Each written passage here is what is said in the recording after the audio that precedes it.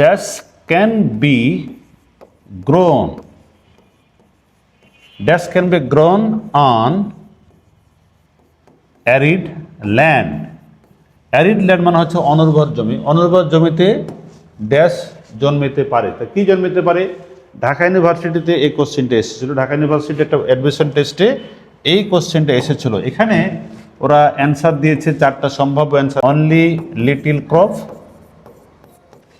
Only a little crops এটা দিয়েছিল, আর only few crop, and D নাম্বারে অনলি আ ফিউ ক্রপস। এইটা চারটা অপশন দেওয়া আছে, তাহলে কোনটা হতে পারে? অনলি লিটিল ক্রপ তো হবে না, লিটিলের পরে তো কাউন্টেবল বসে না, আনকাউন্টেবল বসে। অনলি লিটিল ক্রপস, লিটিলের পরে তো প্লুরাল বসবে না, তার মানে এটা হবে না। অনলি ফিউ ক্রপ, ফিউর পরে তো প্লুরাল বসাতে হবে, তোমার এটাও হবে না। Only a few crops, a pure পরে কিন্তু প্লুরাল কাউন্টেবল নাউন বসে, সুতরাং এটাই সঠিক অ্যান্সার। যদি পারো তোমার ঢাকা ইউনিভার্সিটি চান্স হয়ে গেছে।